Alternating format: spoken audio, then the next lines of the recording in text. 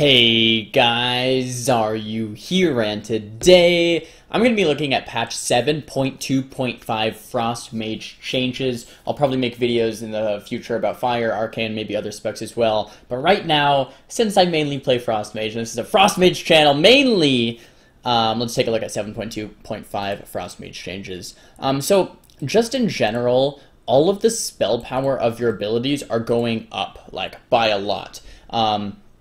Which should help us defensively, and I'm going to kind of tie that back in later in the video on why we're going to need this defensive help. But let's see, so Blizzard's going from 49.5% to 57% spell power. Cone of Cold's going from 57 to 180%, so a lot more Cone of Cold damage here. Flurry's getting, another 152% to 178%. Big buffs all around the board. Let's see, Wild Brain Freeze is active. Flurry also applies Winter's Chill to the target. Yada, yada. This is just changing how the effects are done on Effect 1 and Effect 2. I'm not exactly sure all the implications of this, but I think they're just reclassifying a couple different things here.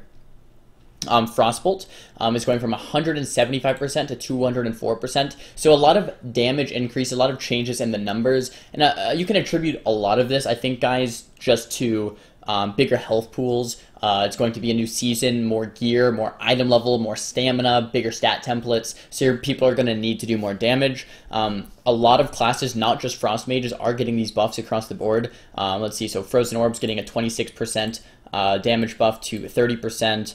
Iceland's going from 120 to 140. Talons here, Comet Storm, 130 to 150. And it's actually increasing the range to 6 yards. So I don't even know if I like this change as much. 6 yards is going to make it so it's going to break CC a little bit more often. If, say, you have a guy blinded or a guy sheeped next to a someone in a kidney shot or a Hammer of Justice or some type of stun, and you Comet Storm, it's almost better to have them closer together, because 6 yards, if they're moving, it's still not going to hit them. 4 yards was going to hit them anyway if they were in a stun, so it's almost better, actually, to have this as 4 yards instead of 6 yards. So, Comet Storm change, it's just okay. That's not really too much of a buff. I'm more looking at the increase in damage here. Frostbomb, we don't really use that in PvP, but the damage did get increased, so maybe it'll randomly be viable in some comps, although I highly doubt it, just because the nature of the spell kind of makes it so it breaks a lot of CC and stuff like that. Glacial Spike getting a huge buff, so Glacial might be more back into the meta now over Comet Storm, but I guess Comet Storm's getting a buff as well, so it might really depend on what comp you're playing with. By the way, guys, so far, based on these changes, I can almost guarantee the Mage spec is going to be the same, with a Concentrated Coolness type of build with your instant cast Ice Lances and stuff like that. Here we have Ice Nova here going from 450 to 526, huge spell power increase here. Once again, pretty much spell power increase on everything. And then Ray of Frost going up quite a bit. And Thermal Void is just changing.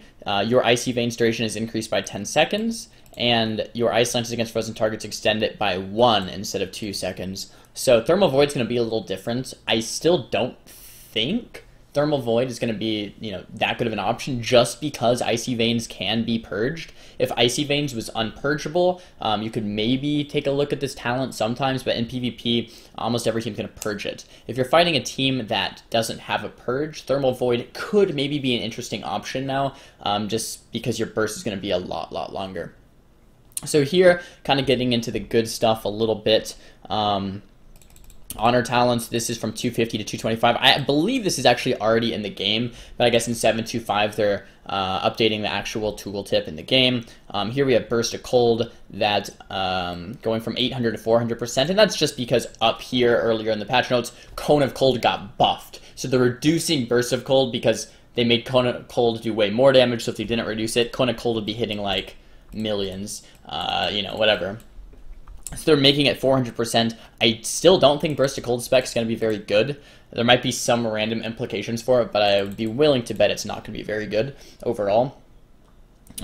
Here we have a pretty big Ebon Bolt buff here from 1100% to 1287%. and then a Glacial Eruption buff. So Ebon Bolt and Glacial Eruption kind of paired up are going to do a lot more damage. Not really going to be looking at set bonuses because I'm a PvPer, and we don't got set bonuses in PvP, so that's okay. And Honor Talents. This is the #1 change that I've been asked about. This is the #1 change that I really want to talk about.